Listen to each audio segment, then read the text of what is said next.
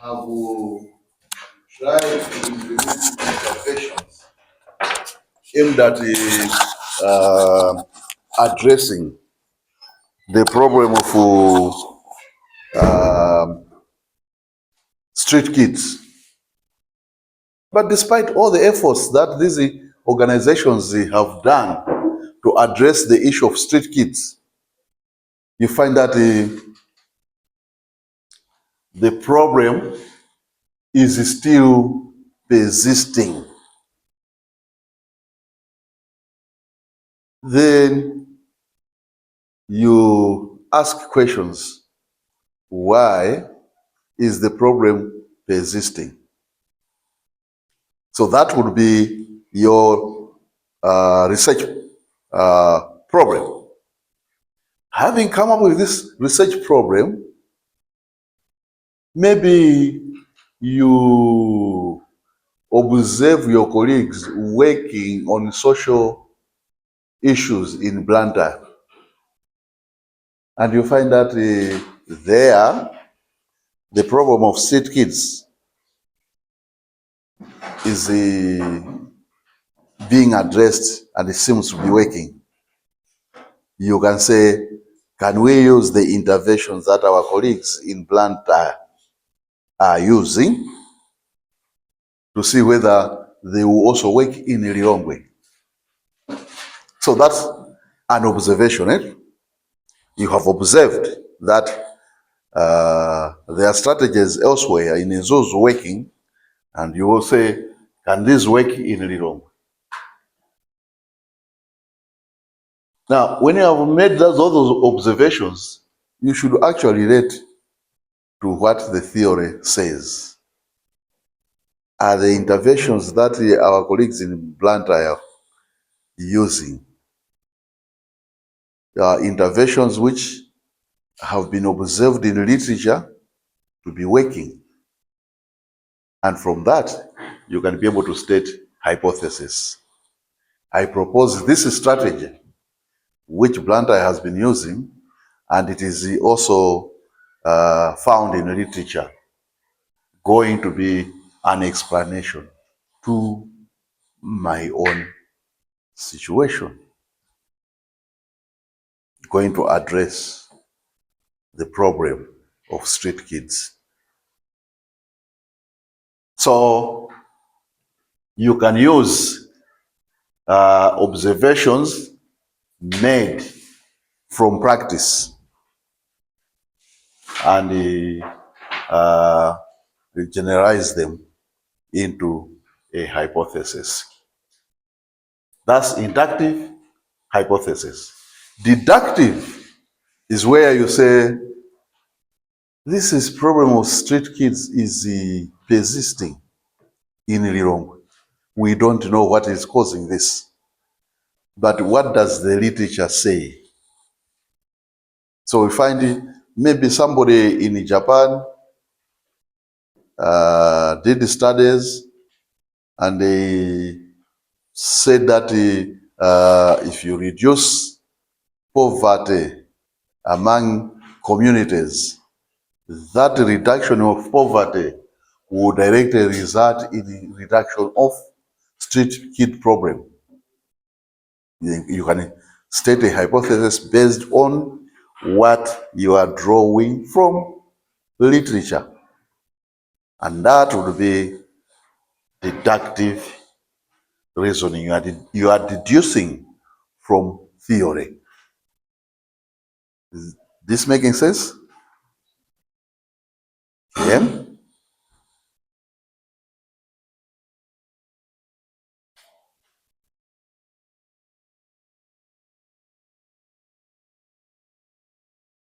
What are the characteristics of good hypothesis?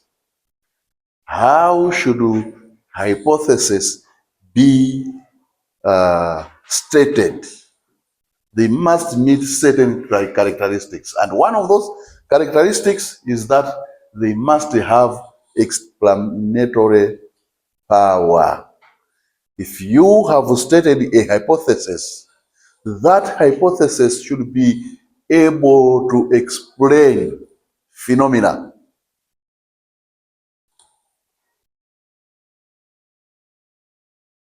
reducing the problem of poverty in communities will reduce poverty, reduce the problem of street kids. You are providing an explanation, Ed. And the explanation is the street kid problem will not be reduced unless poverty is dealt with. So poverty is an explanation to the problem of street kids. So a hypothesis must have explanatory power. It must explain the phenomena you are investigating. A hypothesis should state the expected relationship between variables. A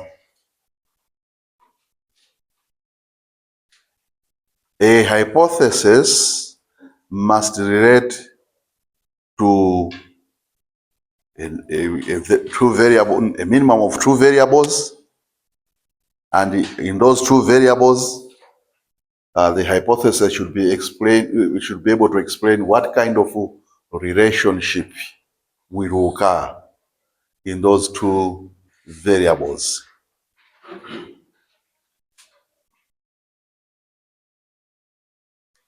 And in my example again, if you address the problem of poverty in a community, that will help to reduce the problem of street kids. By stating that, you can see the sort of relationship which is going to occur. You increase income status, the street kid problem will be decreasing. A relationship being stated within the hypothesis.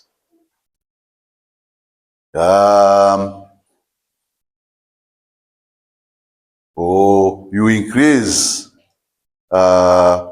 income generating activities in an area, that will result in increased wealth status in that area.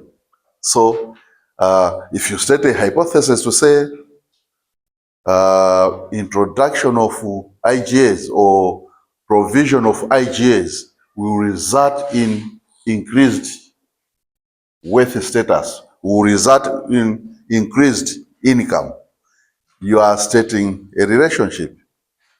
More IGAs, more income. Less IGAs, less income. So a hypothesis should be able to state the expected relationship between the variables. We're making sense?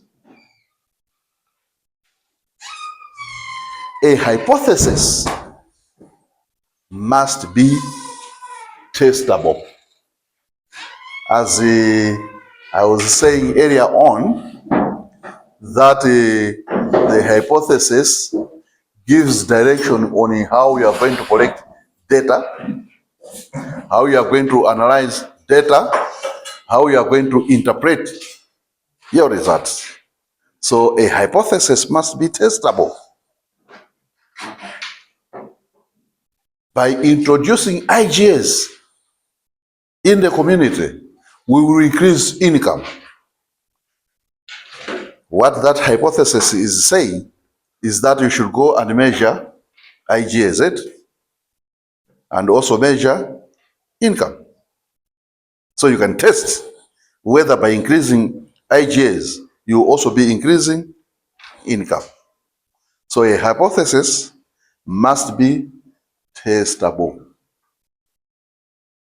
A hypothesis must be consistent with existing knowledge. When you state a hypothesis, go in the literature and see whether that hypothesis you are stating is in accordance to what is generally known in your discipline. You don't state a hypothesis which is contrary to what knowledge you have in your discipline. Making sense?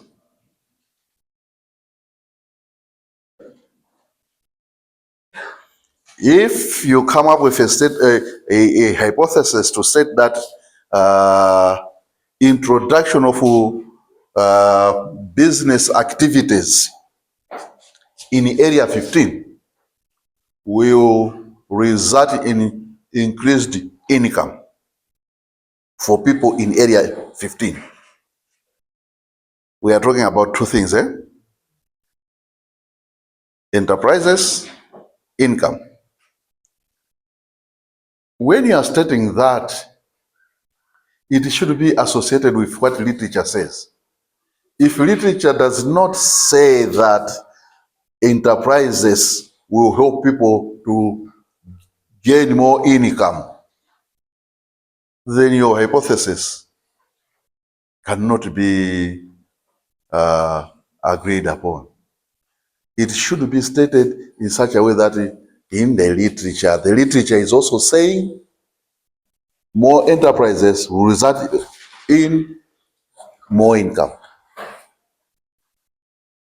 Making sense? So the hypothesis must be consistent with what the literature says. And it must be stated in simplicity and more concisely. Simplicity, you don't want to use the language which is complicated. Very often we tend to like to use jargon to appear to be more sophisticated and the like. That's not the process here. The process is use simple language, but as brief as possible. Introduction of ideas will result in increased income. Very brief, not too many stories. And it's straightforward. A person who reads would understand that, okay. So if I go in an area and introduce ideas, that area is going to improve in its income levels. Simple, concise, testable. The expected relationship is provided. It is explaining what is going to be happening. Zumvegete?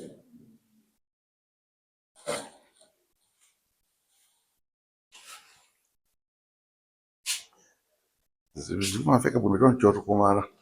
Tika kumana next week budget. Provide the characteristics of a good hypothesis. Balara. Como as mães ready? Vocês are ready?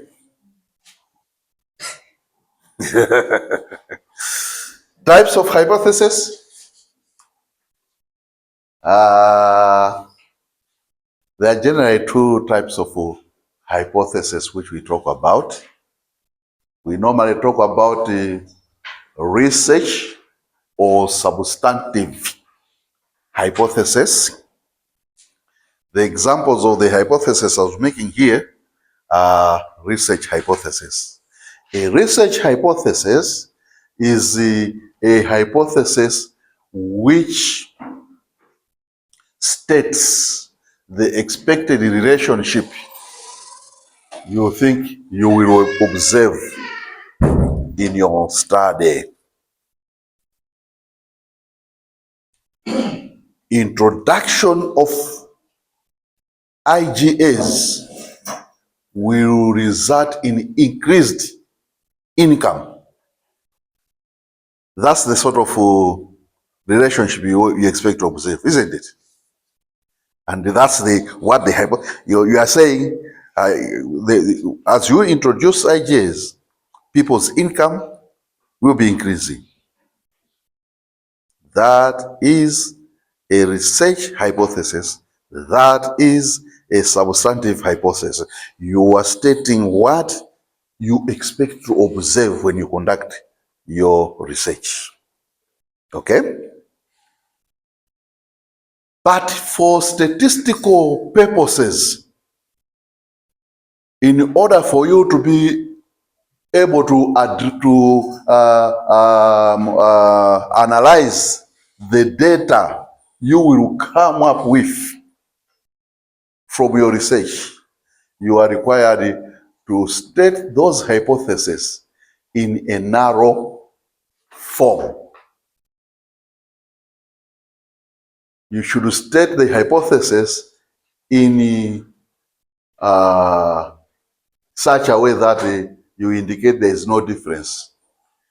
So in my example, where I'm saying introduction of IGS will result in increased income, the narrow form of that hypothesis will be saying introduction of IGS will not result in increased income. And that is done simply to allow data analysis. When you are trying to assess the relationship between the two variables, the point of assessment is 0. If you find that there is no relationship, then you can say the research hypothesis is rejected. But if your analysis shows that there is a difference, now showing that there is a difference can be at any level. The difference between a situation where, for example, in my example of introduction of IGS will result in increased income. If you have two groups or two communities, in one community, you don't introduce IGS. In another community, you introduce IGS. And your interest to see at the end, will the income increase among the community where we introduced IGS? On the other hand, you're expecting that since you have not introduced IGS, the income will not increase, right? At the end, when you're analyzing the data, you want to look at the income level where the IGS were introduced and the income level where no IGS were introduced, and you want to see whether there's a difference or not. So if there is no difference between these two, you can say the IGS have no influence on income. But for you to say the IGS have influence on income, then the question is, at what level of difference is that the case?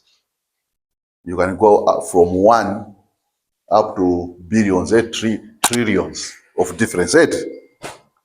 So it will be difficult to test where at that level, because it goes to infinity.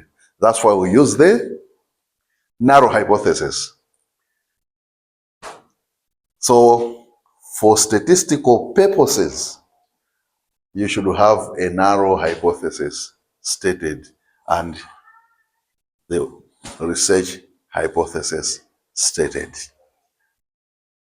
That concept, I don't think the reasons why we should have a narrow hypothesis we should worry about too much for this class, because if we are going to have any statistical class later on, we'll talk about it in more detail. But for here, we should know that there are always two types of hypotheses.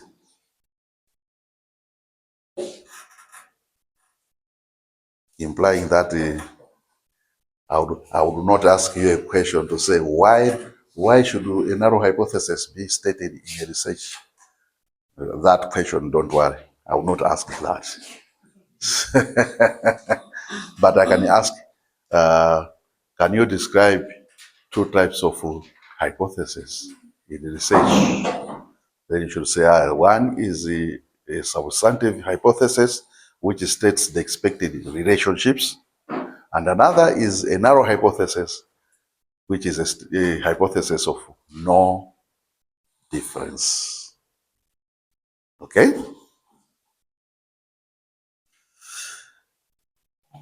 I think I've already talked about that. And symbolically,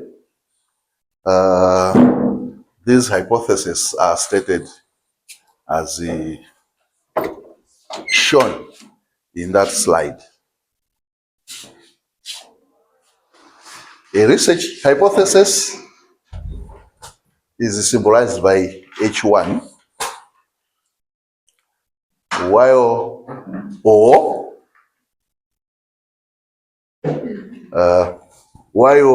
a narrow hypothesis is symbolized by HO.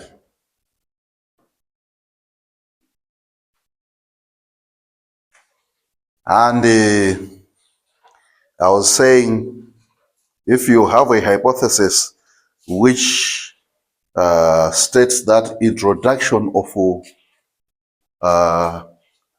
enterprises or IGAs in Area 15 will result in increased income among the people in Area 15.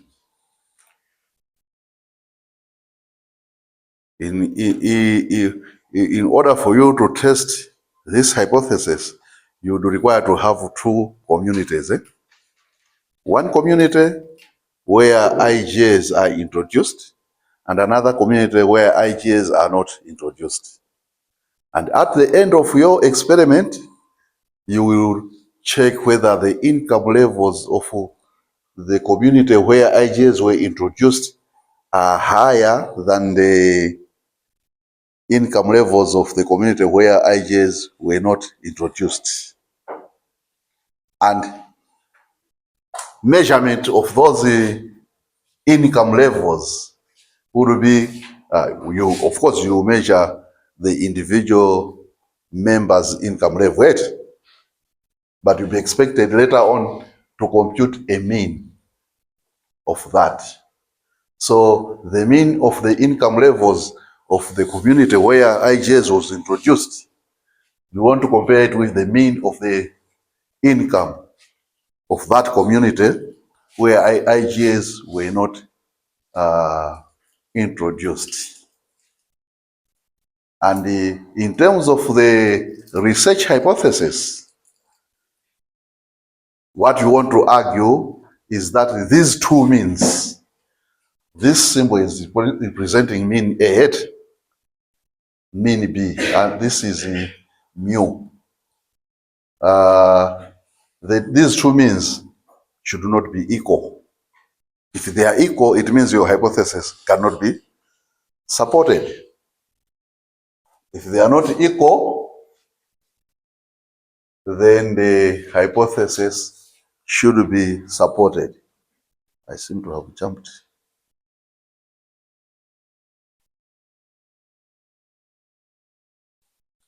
Did I jump another side? Okay, that's all right. So, in terms of conducting your experiment, that's what you will be expected to show. In other ways,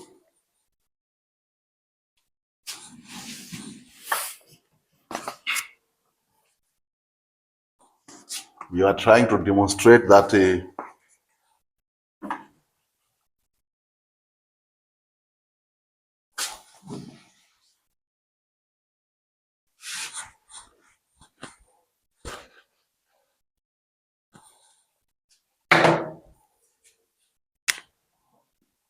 mu A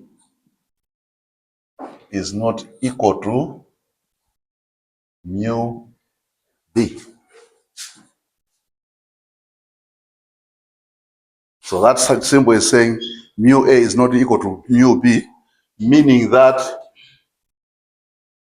the mean of the group A, where IJs were introduced, is not going to be equal to the mean of the group where the IGAs were not introduced. You could actually state the same. Mu A is greater than mu B. Okay? You are saying that the mean income of the community where IGs were introduced will be greater than the mean income for the community where IGs were not introduced. That's in terms of the research hypothesis. In terms of the narrow hypothesis, you can also use similar symbols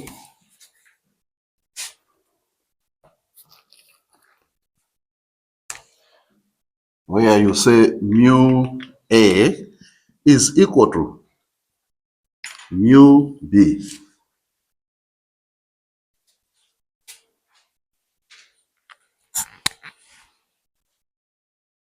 That will be HO.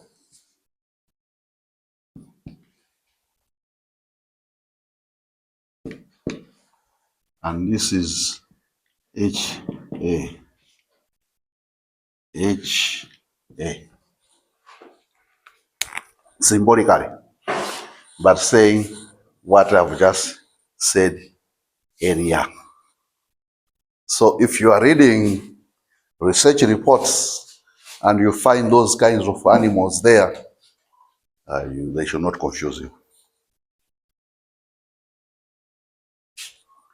These are not animals I would say, can you show me the symbol for alternative hypothesis, research, a narrow hypothesis? I will not ask that. But you are scientists, you are going to be reading a lot of your peers' scientific work. So these things are going to be common language. So you should know them. When you meet them, you should be able to understand them. That's my purpose. But I wanted to understand where exactly do you introduce the hypothesis in the research? Problem statement or the program? that's a good question for people here. Actually, your neighbor behind you is an expert. Can you answer his question? Oh, did you not hear it? Eh? Sumnave Fusurate. Where should we state hypothesis in the proposal or in the research report? That's the question, right?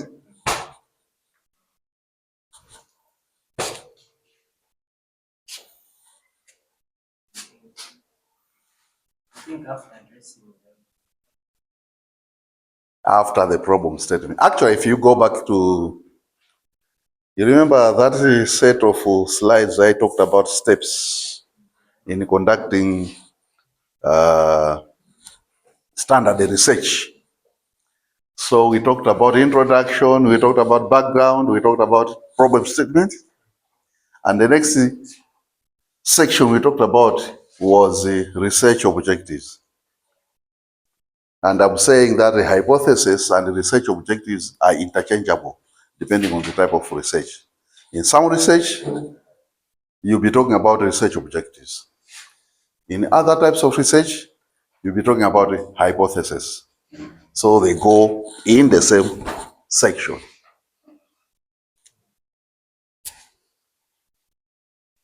Other questions? Actually, his question is quite interesting. Yet.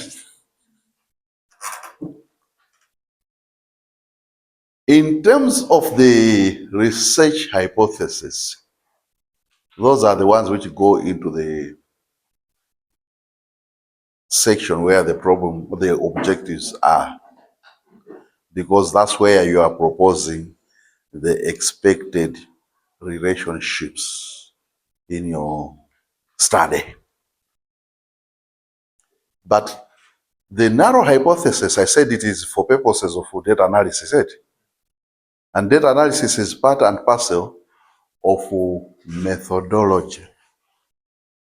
You will have a section in the methodology which says data analysis. That's where the narrow hypothesis is supposed to appear.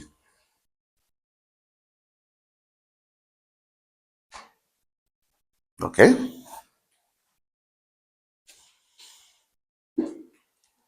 Questions about research objectives or hypothesis? Happy? Happy. We will also be happy next week. Yeah? Nthawi ya research. Okay, I'm available. Kwa pali nthawi yake. Nthawi ina zimasuntha swa makhala ife tikutatembera ukasiwa kupa kufunsani kuti zakhala bwanji. Koma mukafunsa nthawi yabwino zimayenda. 10 minutes. Yeah? No break, eh? Okay. 10 minutes.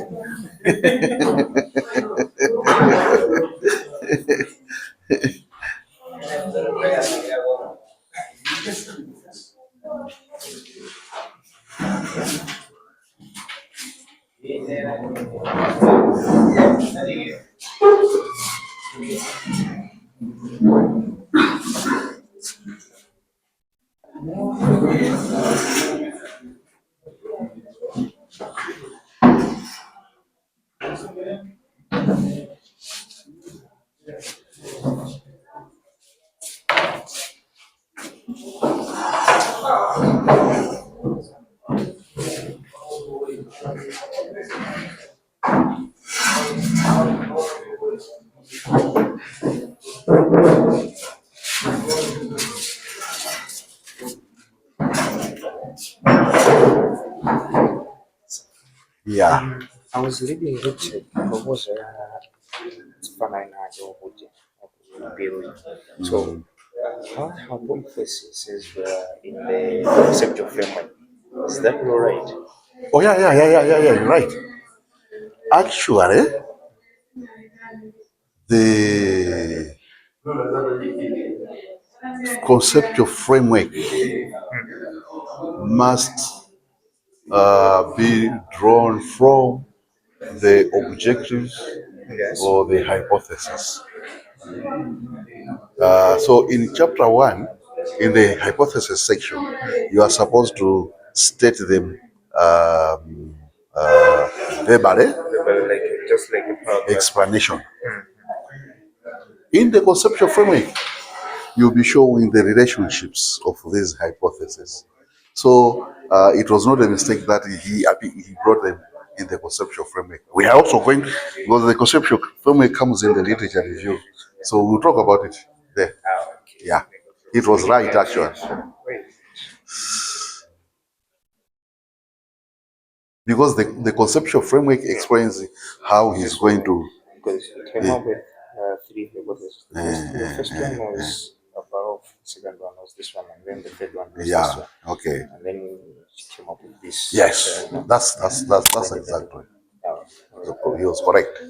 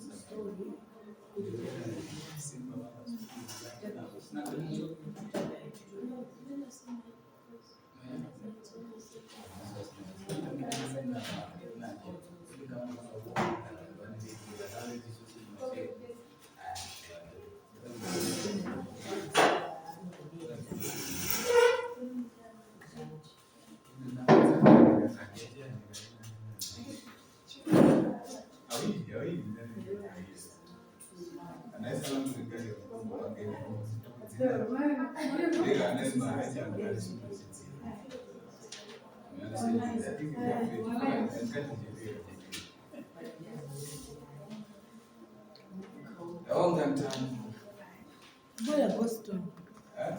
Kabwe.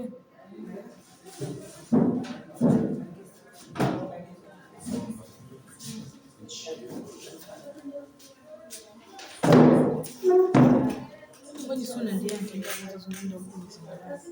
Na Carlos. Kila siku. Na kabutijana. Sina yanke zale kusi. Biso una kabisa nokufuna kazo. Na angalia acti. Then na drive out message. Serious. Na nemba wule thanks sis yanchan. Ndio mimi na message. 2000 yo.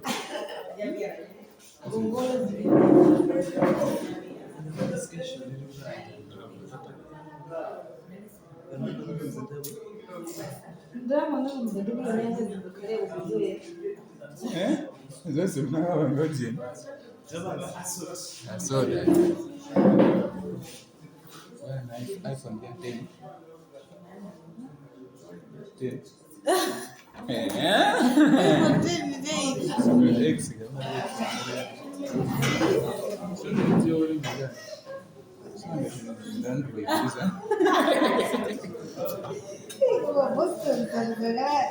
Ndio kuigiza.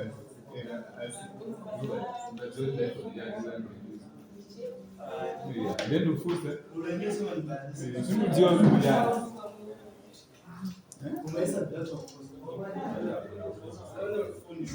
Kabena twero. Jana kaipeni na jana.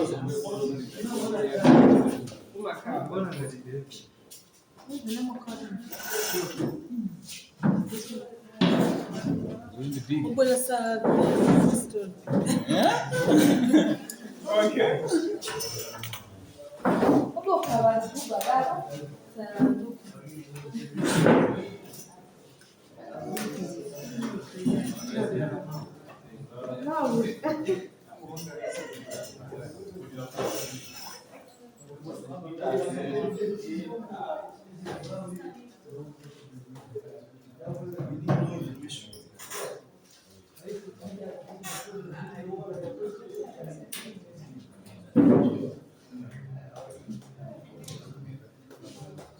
Chapter 2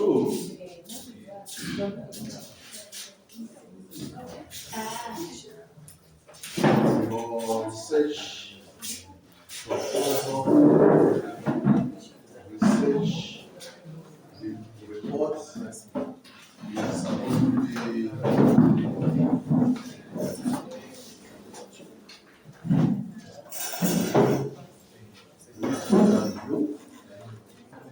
or review of the literature.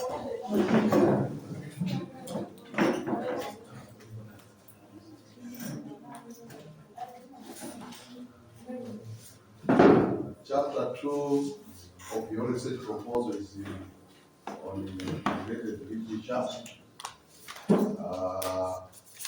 Literature is a very important part of your research work.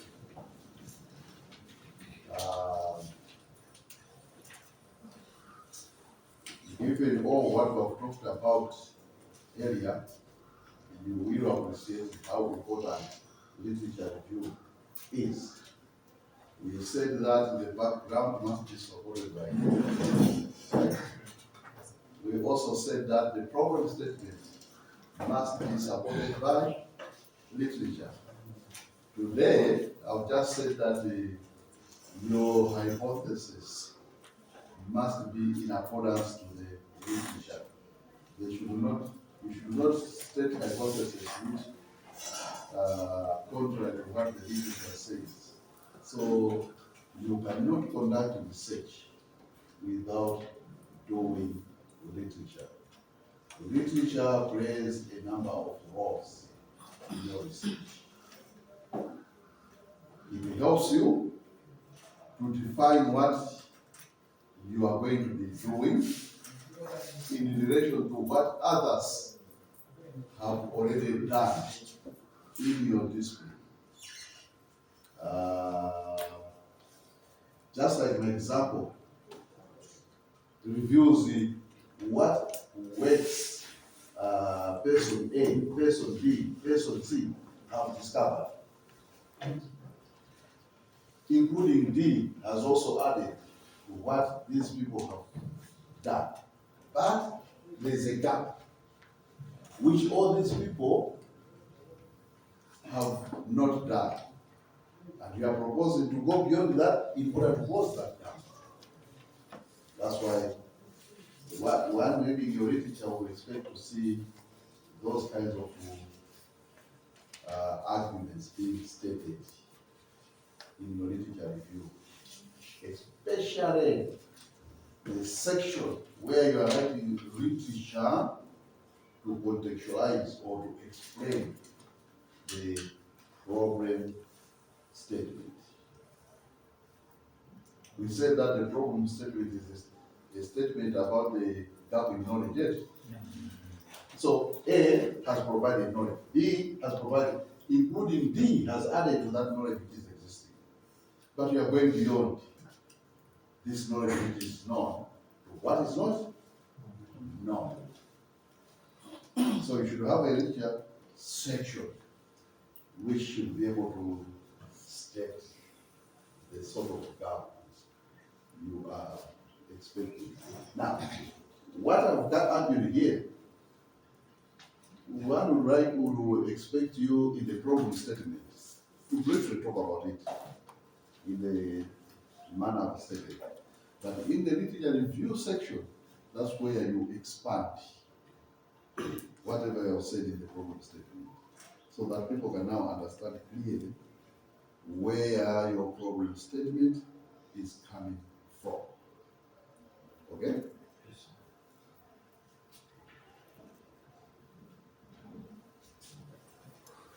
The literature review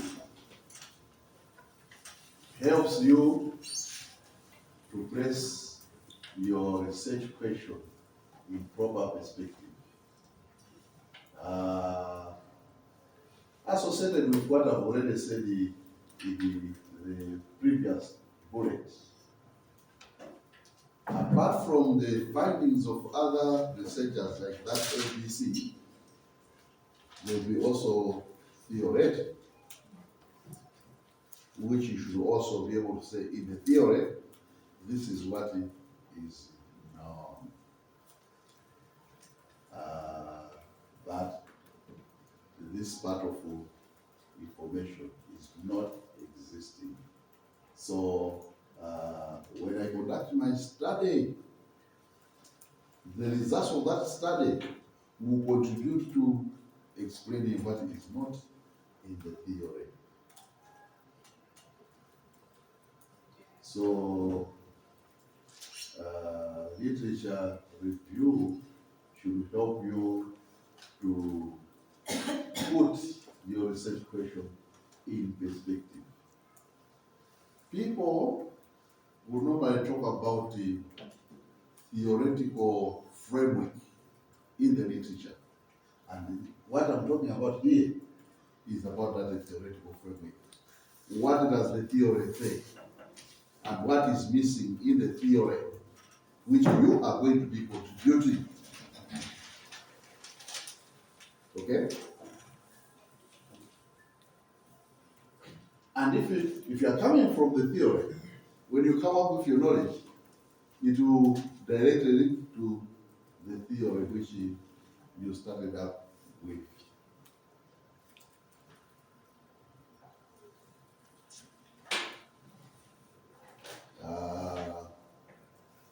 This class doesn't have people in the agriculture economic sector, but people in business. I mean, accounting, accountancy, procurement. These guys like to talk about laws. The law of diminishing return.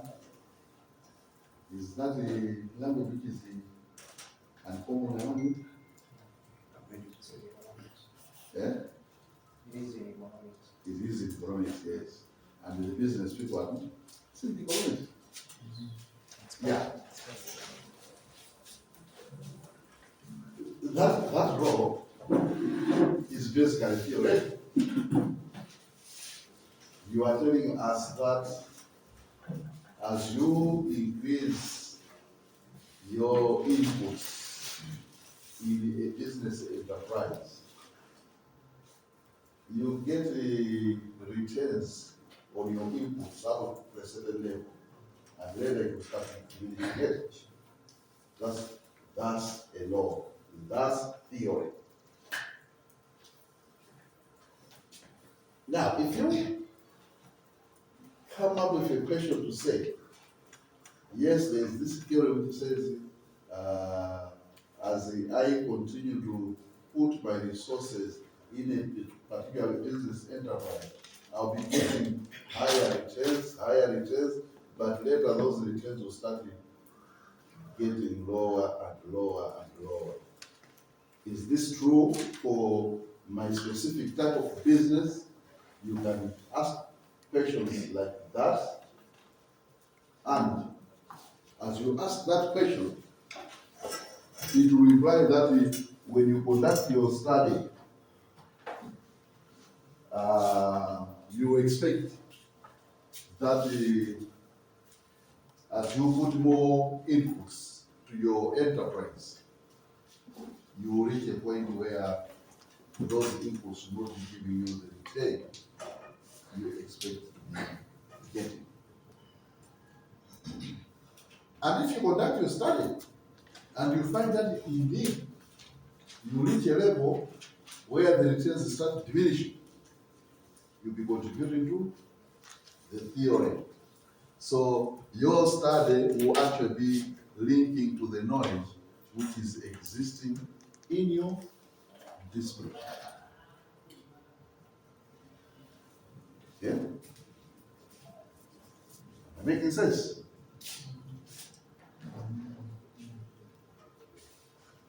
We are happy.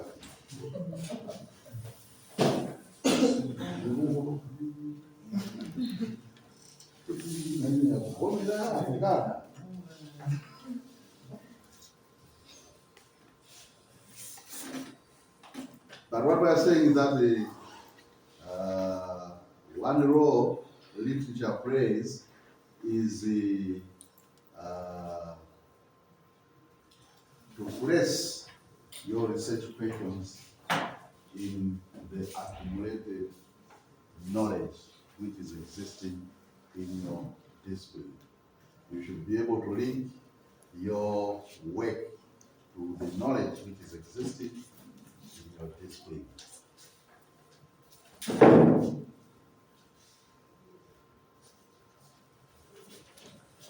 Literature review also provides insights to contradictory results. There are times when people conduct research and the person A finds this, person B does a similar research, finds completely different results from what A found. And the question will normally be, what is the reason for that?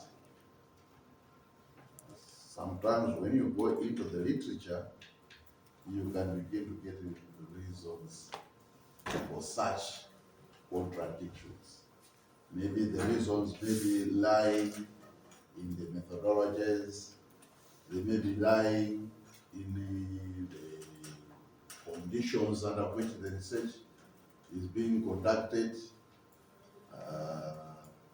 social science research. It could be maybe a reason which is cultural based, one culture being different from another culture, and the way people in these different cultures behave differs, and all those things. Such information may be obtained in the literature.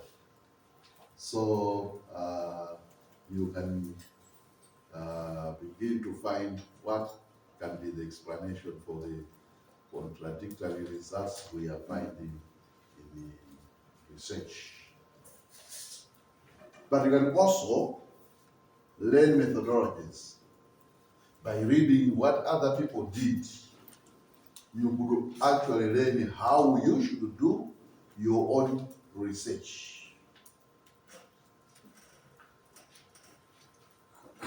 When you're reading what other people did, you will find methodologies which they used, which did not work. You will also find methodologies which they used, which worked.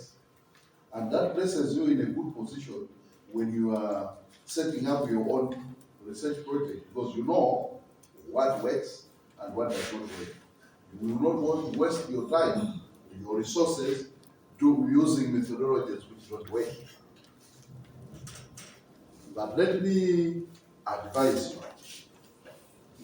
If you find that somebody did a similar research and used the methodology which did not work, don't just rush to throw it away.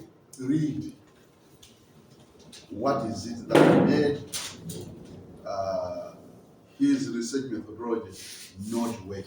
So that you know how to avoid the things which cause problems in his or her research.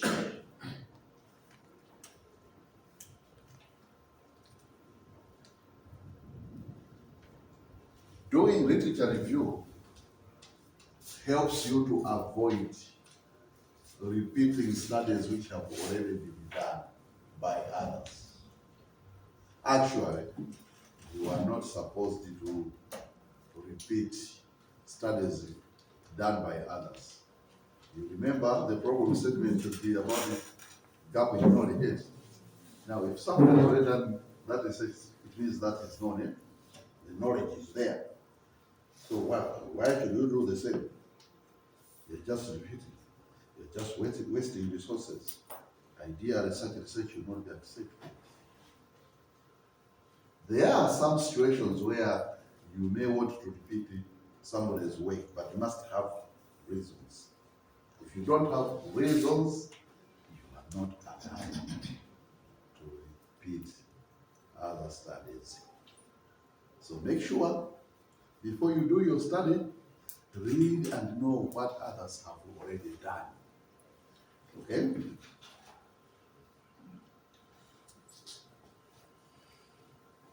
You might, of course, find that somebody conducted a study in Nsanje where there was a big problem of poverty.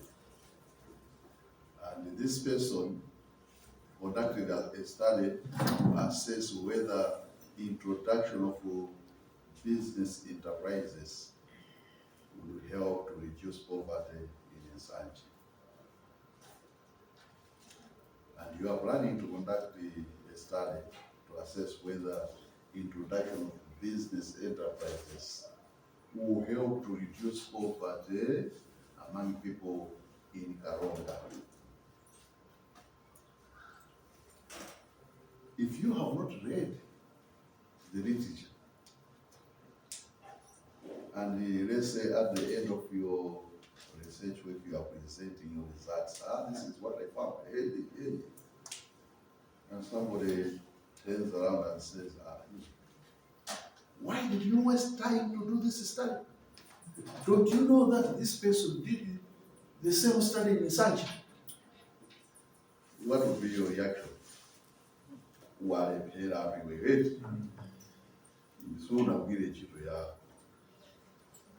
But if you did a literature review and you read that somebody did the study in Nsanje, and you decided to do the same study in Karonga, then even before this person asked you the question, you will have told him, I know that the work I've done was also done by this person in Nsanje. But you know what?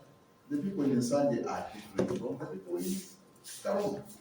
The conditions in Nsanje are different from the conditions in Karonga. So I wanted to confirm whether if I do what they did in Nsanje, it's going to do the same, give me the same results. It is possible that because of the culture of people in Karonga, it will not give me the same results. This person will not accuse you for having replicated the study. So there is need to read and read and read. If you hate reading, no more. From today, turn around. Start liking to read. Eh?